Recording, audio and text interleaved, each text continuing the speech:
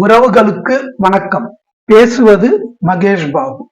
எனது உறவுகளின் கோரிக்கைக்காக இப்பொழுது நான் வி.கே. பாண்டியன் என்பவருடைய பற்றி இந்திய IAS ஆபீசர் அவரை பற்றி இப்பொழுது நான் இங்கு பதிவு செய்ய போகிறேன்.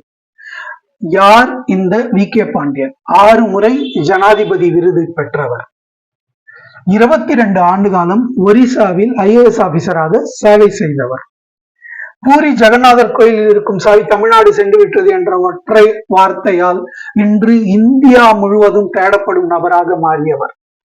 இன்று அதிகமாக தேடப்படும் நபர்களில் வி.கே. பாண்டியன் என்பவரும் ஒருவராக இருக்கிறார்.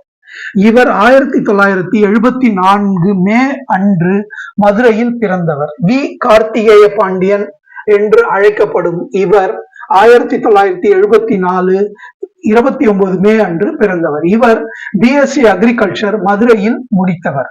பிறகு மாஸ்டர்ஸ் டிகிரியை நியூ டெல்லியில் இருக்கின்ற விவசாய ஆராய்ச்சி மையம் பூசாவில் முடித்தவர். பிறகு 2000 ஆண்டு பஞ்சாப் கேடரில் IAS அதிகாரியாக வேலைக்கு சேர்ந்தவர்.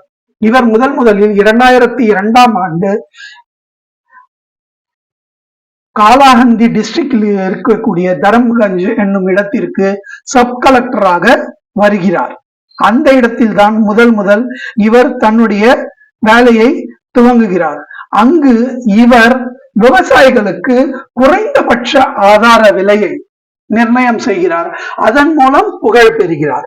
அதற்கு பிறகு அடிஷனல் டிஸ்ட்ரிக்ட் மேஜிஸ்ட்ரேட் அப்படின்னு சொல்லிட்டு ரூர்கலா டெவலப்மெண்ட் ஏஜென்சில முதல்ல வேலைக்கு போறார். அந்த இடத்துலதான் இவருடைய புகழ் எல்லாரும் அறிகிற மாதிரி இருக்குது. ஏன்னா 20 வருஷமா நஷ்டத்துல இயங்கி இருந்த இந்த ரூர்கலா டெவலப்பிங் ஏஜென்சிய லாபகரமா 15 கோடி லாபத்தோட எடுத்து வர்றாரு 5 மாசத்துல.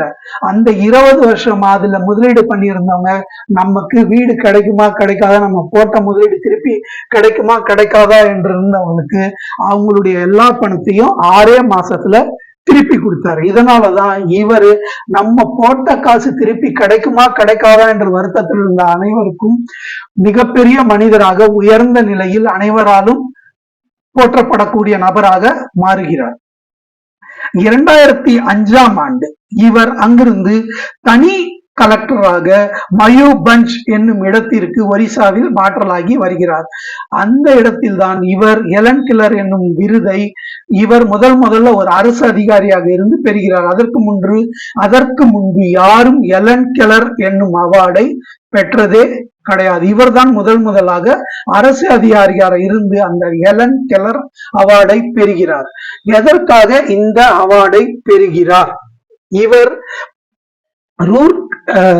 மயூபஞ்சில் PWD பர்சன்ஸ் வித் டிசபிலிட்டி இவர்களுக்கு வருடத்திற்கு 700 சர்டிபிகேட் தான் கொடுத்து கொண்டிருந்த நிலையில் இவர் 19,000 சர்டிபிகேட்டுகளை ஒரே வருடத்தில் தருகிறார். அதுவும் சிங்கிள் விண்டோ சிஸ்டத்தில் இவர் அதை தருகிறார். அப்படி தருவதனால் முதலில் இவர் எலன் கில்லர் ஜனாதிபதி அவார்டு விருதை பெறுகிறார். அதற்கு பிறகு 2 முறை இந்தியன் ஹாக்கி பெடரேஷன் அதை நடத்தியதற்காக இவர் ஜனாதிபதி அவார்டை பெறுகிறார்.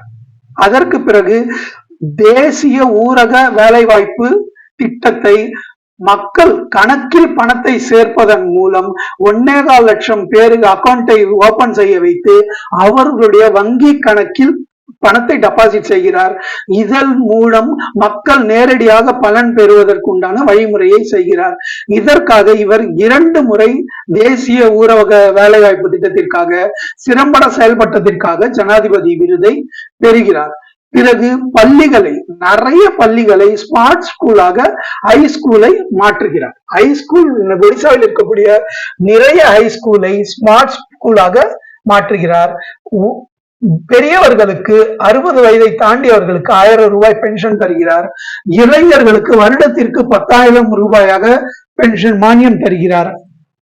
இது இல்லாம 2012 ஆண்டிலிருந்து 2023 ஆண்டு வரை கிட்டத்தட்ட 11 வருடங்கள் முதலமைச்சர் நவீன் பட்நாயக்கிற்கு தனி செயலராக செயலாற்றி வருகிறார். அப்படி செயலாற்றும் போது நவீன் பட்நாயக் அவர்கள் இன்று 77 வயதில் இருக்கக்கூடிய அவர் தனக்கு பிறகு ஒடிசா மாநிலத்தை திறம்பட நடத்தக்கூடிய ஒருவர் வேண்டும் என்பதற்காக அவரை இந்திய IAS கேடரில் இருந்து தனி செயலர் பதவியிலிருந்து ரிசைன் பண்ண சொல்லிவிட்டு அவரை கேபினெட்டில் அந்தஸ்தில் இருக்கக்கூடிய டிரான்ஸ்பர்மேஷன் இன்ஃபர்மேட்டிவில் 5T அதில் அவரை கேபினெட் அந்தஸ்தில் இருக்கக்கூடிய ஒருவராக மாற்றுகிறார். இப்பொழுது அவர் பிஜு ஜனதா தளில் ஒரு அங்கத்தினராக 27 நவம்பர் 2023 செயல்பட்டு கொண்டிருக்கிறார். இதுதான் திரு VK பாண்டியன் IAS அதிகாரிகளினுடைய ஒரிசாவில் அவர் சேவை செய்ததனுடைய சுருக்கம். நன்றி, வணக்கம்.